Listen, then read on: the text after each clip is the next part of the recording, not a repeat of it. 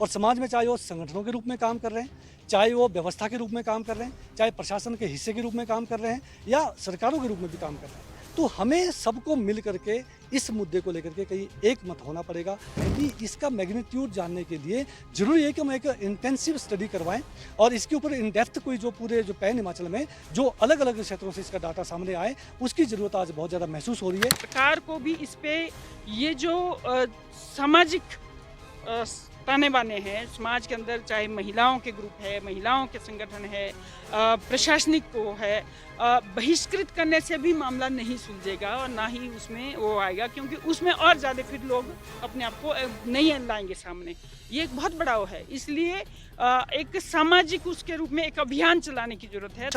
लगातार ये प्रवृत्ति बढ़ती जा रही है, हमारा युवा पीढ़ी बर्बाद हो रही है। बर्बाद नहीं हो रही, मैं तुझसे आगे एक बात कहता हूँ कि खत्म हो रही है। पहले था कि बर्बाद हो रही है, कैसे बचाया जा सकता? आज की तारीख में हिमाचल प्रदेश में किसी भी इंडिविजुअल के पास या डिपार्टमेंट के पास ये डाटा नहीं है कि हिमाचल प्रदेश में चिट्टा इस्तेमाल करने वाले कितने हैं, जो केमिकल नशा है, सिंथेटिक ड्रग्स है, उसका नशा करने वाले कितने हैं, भांग का नशा करने वाले कितने हैं, बाकी नशा करने वाले कितने हैं।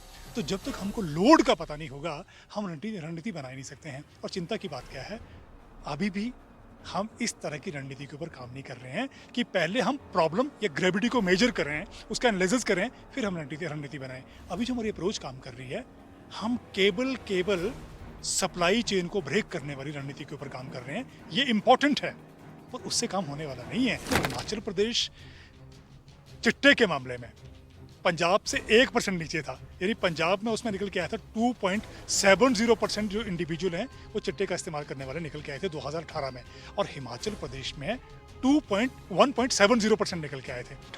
17-18 में हिमाचल प्रदेश में चिट्टे की उतनी मौतें सामने नहीं आती थी। आज की तारीख में हर दूसरे तीसरे दिन कोई ना कोई मौत हो रही है चिट्टे के कारण। इसका मतलब है हालात 2018 से यानी 6-7 साल पहले से ऑलमोस्ट दुगना या बहुत ज़्यादा आगे बढ़ गए हैं, जो चिंता का सबब है हम सब के लिए, प्रदेश की जनता के लिए। तुम्हारा ये गुजारिश है कि सबसे पहले तो पूरे स्कूलों में एवॉन किट के थ्रू ये टेस्ट करवाए जाएं, कहीं कोई बच्चा इस तरह का आदी तो नहीं है, ताकि समय रहते हमें पता लगे कि हमारे बच्चे इस नशे में पड़ रहे हैं, और ताकि उनके लिए सुधार के लिए कुछ सरकार या प्रशासन या आम नागरिक उसमें प्रयास करें।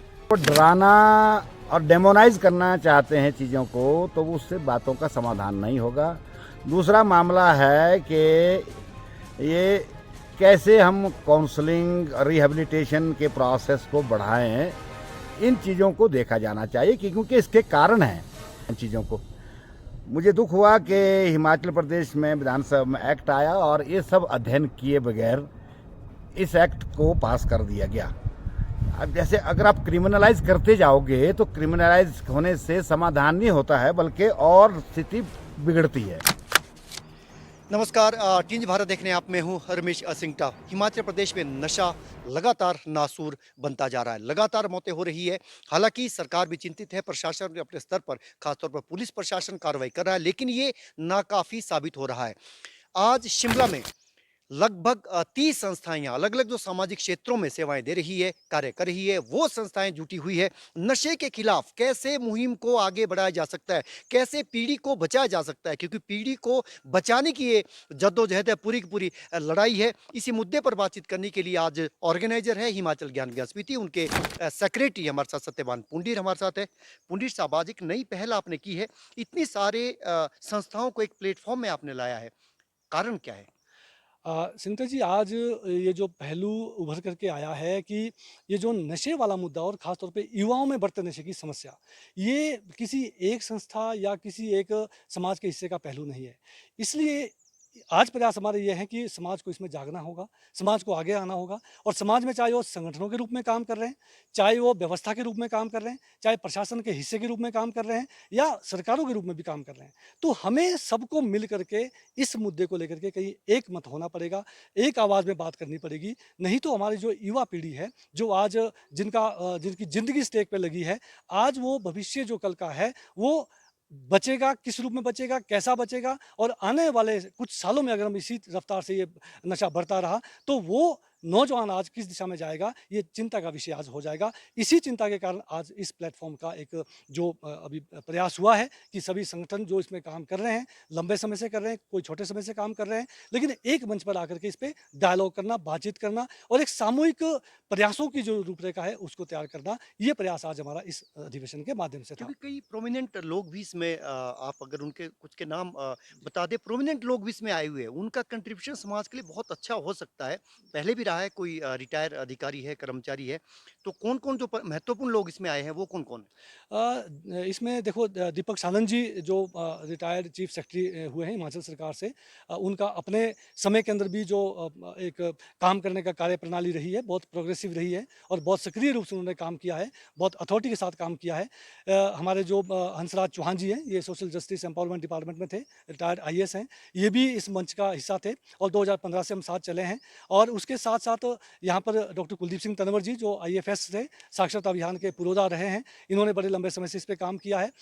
उसके साथ-साथ बेटी बचाओ अभियान जो बड़ा हिस्सा एक समाज का था 2001 में चला था, उसमें भी यहाँ सुमित्रा चंदेल जी हैं, हालाँकि आजकल ये प्रैक्टिस भी कर रही है, लेकिन एक प्रोग्रेसिव प्रधान भी रही हैं और सोशल जस्टिस एम्पावरमेंट डिपार्टमेंट से रिटायर हुई हैं। तो ऐसे लोग जो है आज इस प्लेटफ़ॉर्म का हिस्सा है और इसके साथ बहुत सारे और भी हैं, जो अपनी-अपनी संस्थाओं में काम कर रहे हैं, अलग-अलग ऑर्गेनाइजेशन में काम कर रहे हैं, लेकिन बहुत रिनाउंड है। डॉक्टर राजेश यहाँ पर जो हेल्पेज इंडिया से आए हैं, यहाँ पर आर्ट ऑफ लिविंग संस्था से लोग आए हैं, यहाँ पर जो जियो ज़िंदगी करके संस्था है उससे काम कर रहे हैं, आरटीडीसी है, मंडी साक्षरता जन विकास समिति है, बहुत सारी संस्था जिनके मैं सारे नाम नहीं ले पा बहुत रहा लेकिन सारी आई संस्थाओं हैं के आज। लोग आए हैं, बिल्कुल आपने सही कहा। लेकिन ये समस्या कितनी है, कोई सर्वे ताज़ा सर्वे नहीं है, जो मौतें भी हो रही है जिसका हम ज़िक्र कर रहे हैं, बहुत गंभीर विषय है।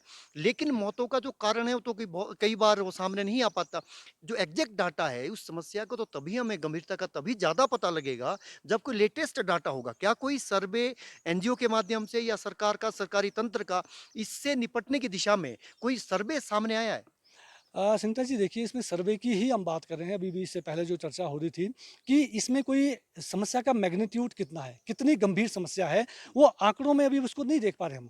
नो डाउट कि छोटी-छोटी स्टडीज़ चाहे वो ज्ञानगण समिति ने भी की थी 734 बच्चों की, हमारा शिक्षा विभाग के अंदर जो है वो एक सेल है, वहाँ पर भी एक स्टडी हुई है। एक ममता एनजीओ है यहाँ पे, उन्होंने भी एक सर्वे इसके अंदर स्टडी की है, उसमें कुछ सब्सटेंस यूज़ का पहलू उन्होंने उसको उजागर किया है। इस टाइप की कुछ आईजीएमसी के अंदर छोटी-छोटी स्टडीज़ हुई है, लेकिन उसके आधार पे कोई एक ऑथेंटिक या एक बड़ी एक जो एक पोजीशन है वो सामने नहीं लाई जा सकती है। और गुंजन ऑर्गेनाइजेशन इसमें जो टेक्निकल एकेडमिक रूप से काम कर रही है, उनकी भी कुछ स्टडीज़ इसके अंदर है। लेकिन आज हम सरकार से ये माँग कर रहे हैं कि इसका मैग्नीट्यूड जानने के लिए ज़रूरी है कि हम एक इंटेंसिव स्टडी करवाएँ और इसके ऊपर इन डेप्थ कोई जो पूरे जो पैन हिमाचल में जो अलग-अलग क्षेत्रों से इसका डाटा सामने आए, उसकी ज़रूरत आज बहुत ज़्यादा महसूस हो रही है। लेकिन इसके बावजूद मैं ये कहना चाहूँगा कि ये जो हम जब इसकी एक आम नज़र दौड़ाते हैं अपने परिवारों के अंदर, तो हमें परिवारों में ये स्थिति दिखती है कि कोई भी परिवार पूरे का पूरा परिवार सेफ नज़र नहीं आता जो नशा मुक्त है। कहीं न कहीं चाहे रिश्ते में, कहीं नाते में, कहीं पारिवारिक संबंध में, वो संलिप्तता कहीं न कहीं नशे में दिखती है और यही अपने आप में एक चिंता का विषय बन जाती है, जब हम इस इश्यू पे काम करने के लिए निकलते हैं। तो चलिए आपसे बहुत-बहुत शुक्रिया आपसे बातचीत करने के लिए। हमारे साथ सामाजिक कार्यकर्ता विकास थापटा भी है। आपका क्या मानना है? कैसे ये क्योंकि सबसे ज़्यादा प्रभावित राजधानी शिमला में आजकल बहुत चर्चाओं में राजधानी शिमला, हालाँकि पुलिस ये दावा करती है कि काफ़ी चीज़ों को रोका गया है, काफ़ी अच्छा काम भी हुआ है। पुलिस ख़ासतौर पर यहाँ के एसपी कहते हैं कि काफ़ी काम यहाँ पे हुआ है। बड़े मगरमच्छों को भी पकड़ा अगर दूसरे भाषा में कहें। आपका क्या मानना है? देखिए शिमला शहर में जहाँ तक कि नशे की बात है, इससे पहले आपको ध्यान होगा 2000 और 2005 का जो दौर था, वो भी इस तरह से ड्रग्स हुआ करती थी इसमें। ड्रग्स उसमें होती थी, केमिकल्स के रूप में नहीं थी। उसका परिपेश कुछ और था। जैसे एंटेन, प्रॉक्सीवन, फेंसिड्रिल ऐसी जैसी जो दवाइयों का इस्तेमाल किया जाता था, उस समय भी प्रशासन और जो संस्थाएँ थी, जागरूक संस्थाएँ थी, उन्होंने इस नशे को भगाने के लिए उस टाइम भी प्रयास किए थे। उस समय के मुझे ध्यान है उस समय के आसिफ जलाल और अरविंद दिग्विजय नेगी और बहुत सी संस्थाएँ थी जिन्होंने उस समय भी ऐसे इस नशे के खिलाफ अभियान चलाया था और कुछ 2-3 वर्षों के बाद उसमें हम बाहर निकलने में कामयाब हुए थे। लेकिन अब ये जो सिंथेटिक ड्रग की बात की जा रही है, जो जिसको चिट्टा, मैं तो उसको सफ़ेद ज़हर ही कहूँगा, क्योंकि वो एकदम से उसमें डेथ रेट ज़्यादा बड़ी है और वो सबसे संजौली बड़ा में चिंता हाल ही की में विषय एक है। मौत भी हुई थी, लगातार मौतें हो रही है। क्या आपका क्या मानना है, कैसे ये रुक सकती मौतें? क्या हम केवल पुलिस के भरोसे छोड़ दें और सारा काम रुक जाएगा, सारी समस्याओं का समाधान हो पाएगा, या नागरिक समाज को भी, सिविल सोसाइटी को भी आगे आना पड़ेगा? देखिए, इससे पहले वक्ता सत्यवान पुंडी जी ने भी कहा है, अभी इतना आंकड़ा हमारे पास नहीं है कि उनका कहना है कि किसी के भी घर पे या रिश्तेदार में इस तरह की नशे से ग्रस्त लोग हो सकते हैं, या युवा हों या प्रौढ़ अवस्था में हों। लेकिन सबसे बड़ी बात है कि इसमें रेमेडीज़ पे मैं बात करना चाहूँगा। हमने सरकार से हमारा पिछले महीने हमने सिटीज़न फॉर्म के थ्रू संजौली में एक अधिवेशन कराया था छोटा-सा।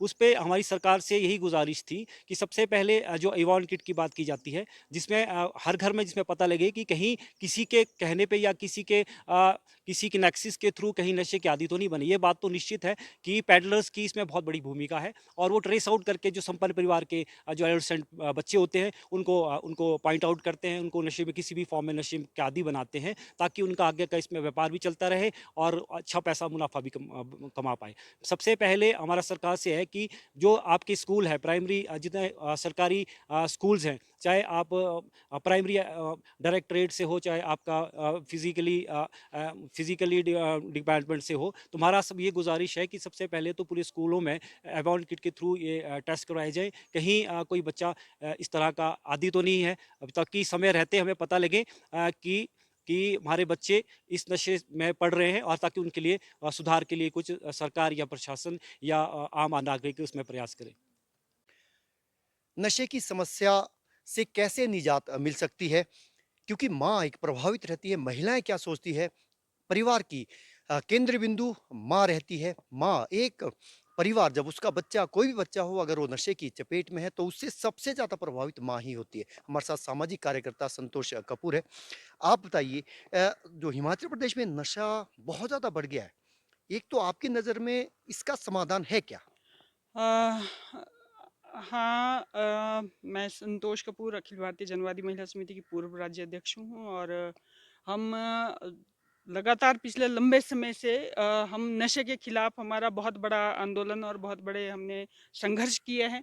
पर आज जिस तरह का नशा है वो एक बहुत ही ज़्यादा चिंता का विषय हमारे लिए बना हुआ है कि हम शराब के खिलाफ लड़ाई लड़ रहे थे, हम बाकी नशों के खिलाफ लड़ाई लड़ रहे थे, पर आज जो सिंथेटिक नशा आ गया है और जो नौजवान बच्चे जिसकी आगोश में आ गए हैं, वो पूरे समाज के लिए एक बीमारी का रूप धारण कर चुका है। और इसलिए हमारा मानना ये है कि सभी समाज के लोगों को इसके लिए खुलकर सामने आने की ज़रूरत है, ताकि ये जो समस्या है इसका समाधान मिलकर जो है वो निकाला जा सके।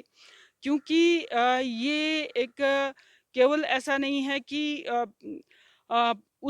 जो नशे के चपेट में बच्चा आ गया है उसको आप टारगेट करेंगे, या जो सप्लाई केवल सप्लाई कर रहा है, यहाँ पे छोटा जो वो उपभोक्ता बन गया है वही सप्लायर बन गया है, उसको टारगेट करेंगे। ये एक एक तो सवाल ये है कि जो इसमें नेक्सस है पीछे, जो बहुत बड़ा गिरोह है, क्योंकि बिना गिरोह के इतना बड़ा कारोबार चलना बहुत मुश्किल है। हमारा साफ मानना है कि एक तो जो समाज के अंदर मान्यता पूर्वक नशे हैं। पहले तो ये कि इलेक्शनों के अंदर नशे जो परोसे जाते हैं, शादियों में, पार्टियों में नशे परोसे जाते हैं। शुरू में बच्चे उसके आगोश में आदी बनाए जाते हैं, और बाद में जो है वो बच्चे धीरे-धीरे एक बड़ी चपेट में आ रहे हैं। और ये जो सिंथेटिक नशा है, ये अब एक ऐसा वो बन गया है कि बच्चे इसको इसलिए, क्योंकि शराब से स्मेल आती थी, शराब का नशा जो है वो पकड़ा जाता है। शुरू में बच्चा इसकी आगोश में इसलिए आ जाता है कि इसको पकड़ा नहीं जा सकता है, उसका कोई स्मेल नहीं आती है, और बाद में जब वो एडिक्ट हो रहा है तो फिर वो बर्बाद के और कगार इस पे रूप जा रहा में है। माँ की पीड़ा, जब वो एडिक्ट हो जाता है तो एक माँ किस रूप में झेल रही है? हम ये देख रहे हैं सिंगता जी कि ये लगातार हमने जो कैंपेन किया, और पिछले 7 अप्रैल को ही हमने एक अधिवेशन, 7 मार्च को हमने अधिवेशन एक किया था सिरमौर के अंदर, जहां जब महिलाओं ने ये कहा कि उसका बेटा नशे के कारण खत्म हो गया, और 2 बेटे 3 बेटे और है जो नशे के चपेट में है, कि मैडम जी वो आदमी सफेद पाउडर दे रहा है वहाँ पे, और आप तुरंत पुलिस को फ़ोन करें। मेरे बेटे का नाम ना आए वहाँ पे कि उसको, क्योंकि वो बच्चा भी वहाँ पे उसका शिकार हो गया है। तो ये जो चीज़ है, क्योंकि एक जो स्टिग्मा है और एक जो साथ में ये है कि एक पूरा समाज में कलंकित करने वाला भी एक वो है, उसमें लोग जो है सामने नहीं आ पा रहे हैं, वो डरते हैं क्योंकि दूसरा ये है कि जो सरकार भी अभी बोल रहे हैं कि कानून लाएँगे, वो सही है कि कानून आना चाहिए, सख्त कानून आना चाहिए। पर डेथ ऑफ सेंटेंस पर जहाँ अगर बात करेंगे तो उसमें कई बार ऐसा ना हो कि कोई निर्दोष जो है, वो बलि का बकरा बन जाए। या कोई इस तरह का जो आदमी है या बच्चा है वो कहीं शिकार हो जाए। तो ये बहुत ऐसी कॉम्प्लिकेटेड जो चीज़ें हैं उसमें एक उस अभियान के रूप में जाने की ज़रूरत है और सरकार को भी इस पे ये जो सामाजिक ताने-बाने हैं, समाज के अंदर चाहे महिलाओं के ग्रुप है, महिलाओं के संगठन है, प्रशासनिक को है, बहिष्कृत करने से भी मामला नहीं सुलझेगा और ना ही उसमें वो आएगा क्योंकि उसमें और ज़्यादा फिर लोग अपने आप को नहीं लाएँगे सामने। ये एक बहुत बड़ा वो है। इसलिए एक सामाजिक उसके रूप में एक अभियान चलाने की ज़रूरत है ताकि अभियान में एक जो सामाजिक बुराई, समाज के अंदर जो बीमारी है और जो दूसरा इसमें व्यापार जो लोग देख रहे हैं, ये बहुत बड़ा एक वो बन गया है कि एक तरफ समाज खत्म हो रहा है, दूसरी तरफ कुछ लोग जो है वो व्यापार के रूप में इसको यूज़ कर रहे हैं कि उनका बिज़नेस बढ़ रहा है। जो चिट्टे के सप्लायर है, जो उस तरह के लोग उनके हैं, खिलाफ कार्रवाई नहीं हो रही? वही कि वो जो असल में पीछे जो जहाँ से नेक्सस है, जो राजनीतिक और प्रशासनिक और जो वो जो बड़ा कहीं वो है पीछे कारोबारी है, उसको पकड़ना वो तो नहीं पकड़ा जा रहा है। वो पकड़े जा रहे हैं जो अभी 1 ग्राम है, 2 ग्राम है, 3 ग्राम है, 5 ग्राम है, वो पकड़े जा रहे हैं। ये एक बड़ा वो है और दूसरी कोशिश है कि पूरा परिवार या पूरा समाज या उसके रिश्तेदार कैसे उसको बचा सकते हैं, उस रूप में हमें इसको देखने की ज़रूरत है।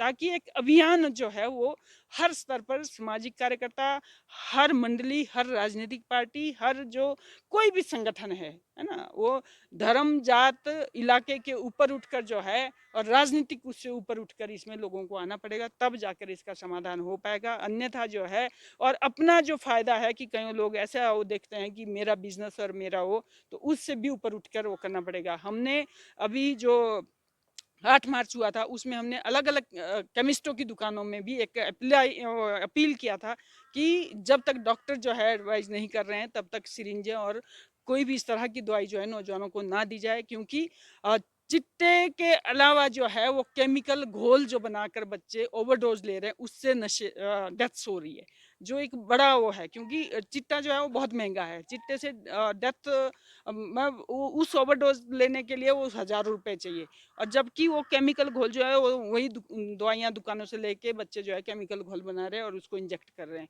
तो इसलिए हर तरह के लोगों को जो है सामने आने की जरूरत है और इसलिए इस अभियान को और इस समस्या को जो है उस रूप में हमें देखने की जरूरत है।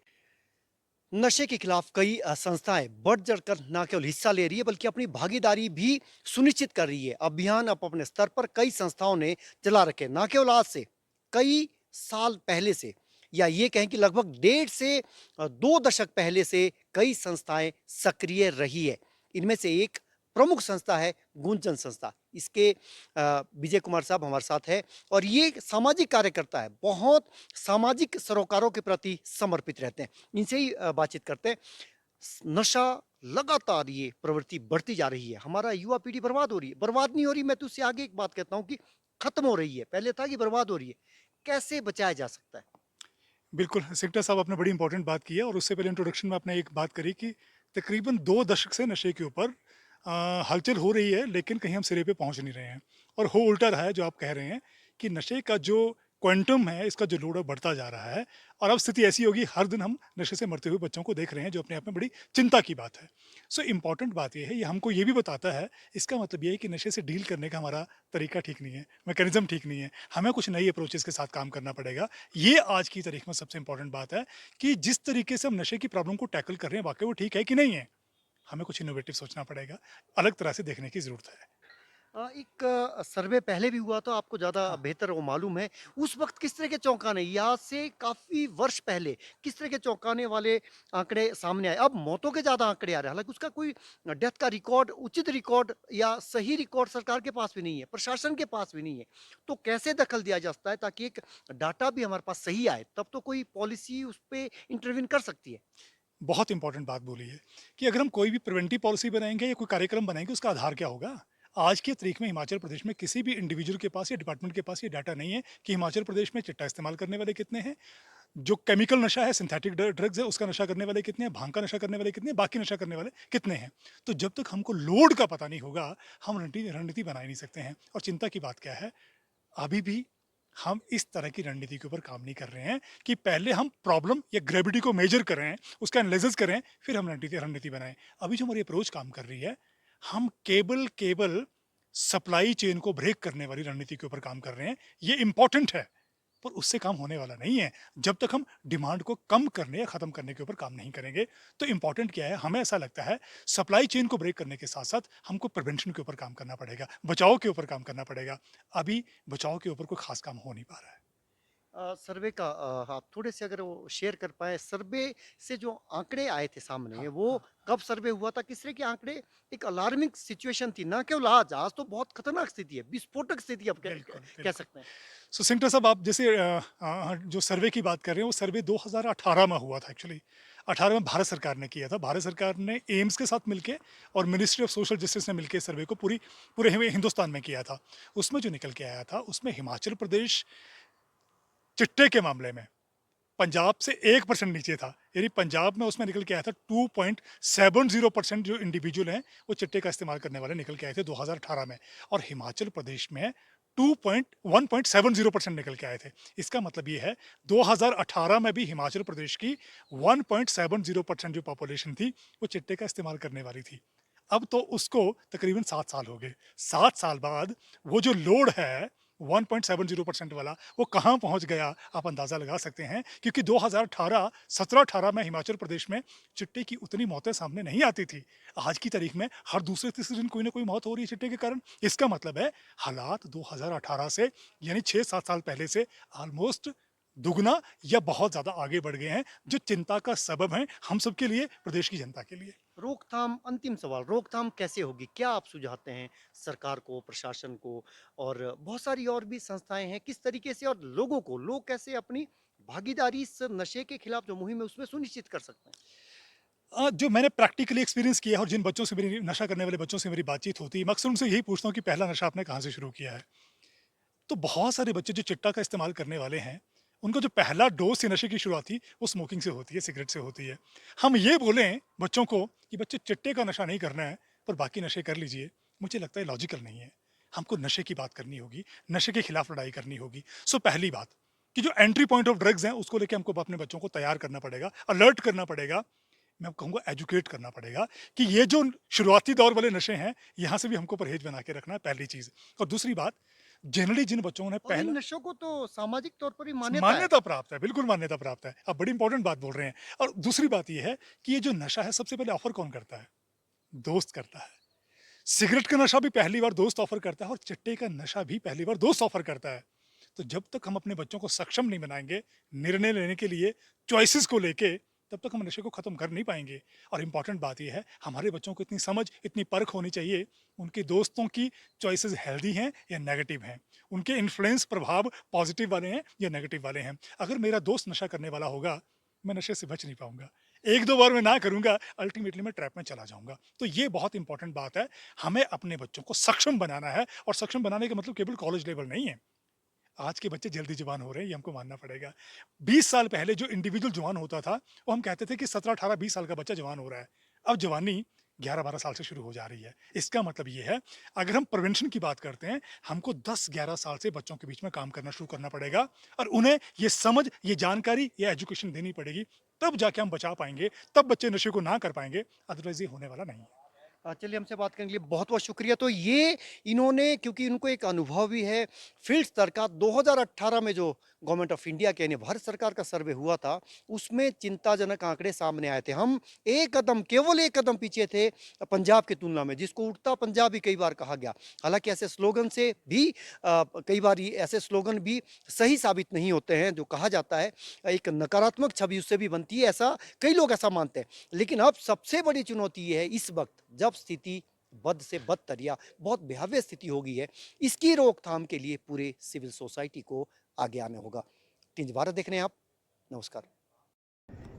नशे के खिलाफ हिमालयन नीति अभियान का क्या दृष्टिकोण है, कैसे इसकी रोकथाम की जा सकती है? अभी हिमाचल प्रदेश में जो नशा बड़ी तेज़ी से फैल रहा है, इसके लिए हालांकि सरकारी तौर पर भी प्रयत्न हो रहे हैं और विधानसभा में भी पिछले दिनों कोई कानून लाने की बात हुई है, लाया है इन्होंने। हम ये सोचते हैं, देखिए पहला है कि ये मामला इस समय सामाजिक आर्थिक कारणों को, साइकोलॉजिक कारणों का अध्ययन होना चाहिए। ऐसे हड़बड़ी में कानून बनाना ठीक नहीं है। अगर आप डराना और डेमोनाइज करना चाहते हैं चीज़ों को, तो उससे बातों का समाधान नहीं होगा। दूसरा मामला है कि ये कैसे हम काउंसलिंग, रिहैबिलिटेशन के प्रोसेस को बढ़ाएं, इन चीज़ों को देखा जाना चाहिए क्योंकि इसके कारण हैं नशे के। उसके उन कारणों को समझे बगैर अगर हम क्रिमिनलाइज करते जाएं चीज़ों को, मुझे दुख हुआ कि हिमाचल प्रदेश में विधानसभा में एक्ट आया और ये सब अध्ययन किए बगैर इस एक्ट को पास कर दिया गया। अब जैसे अगर आप क्रिमिनलाइज करते जाओगे तो क्रिमिनलाइज होने से समाधान नहीं होता है, बल्कि और स्थिति बिगड़ती है। इस एक्ट में भी ये जो बनाया है अभी, वो एनडीपीएस एक्ट से भी एक कदम आगे और ज़्यादा लोगों को डराने का एक्ट है। डरा के लोकतंत्र को और समाज को, मानवीय समाज को, उसको विकास की ओर ना ले जाके हम गलत रास्ते पे और ज़्यादा ले जाते हैं। इस बात को सोचना चाहिए। हम हिमालय नीति अभियान की तरफ से ये कहना चाहेंगे कि देखो, सरकार उन सामाजिक संगठनों से, उन लोगों से जो इसके खिलाफ कई दिनों से काम कर रहे हैं और जिनके पास वैज्ञानिक जानकारियां हैं, जो समाधान को समझते हैं, उनके साथ डायलॉग करना चाहिए। मुझे आज मालूम हुआ कि किसी सामाजिक संगठनों से और इस तरह के मंचों से और इस तरह के लोगों से जो इन कामों को कर रहे थे, उनके साथ इस कानून को बनाने से पहले कोई चर्चा ही नहीं हुई।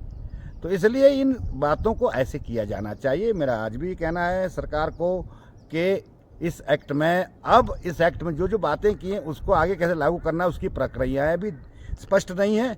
परंतु इन सब चीज़ों को करने के लिए आप आज भी यहाँ जो बहुत सारे 30-40 सामाजिक संगठनों का बैठक हो रही है, इस बैठक में जो लोग हैं इनके साथ संवाद करें, चर्चा करें और एक साझा रणनीति बनाएं। समाज के लोगों को जोड़ के, सिविल सोसाइटी को जोड़ के, ग्राम पंचायतों को जोड़ के और सरकार मिल के अगर करते हैं काम, तो हम कुछ हद तक इन चीज़ों को संभाल सकते हैं। धन्यवाद।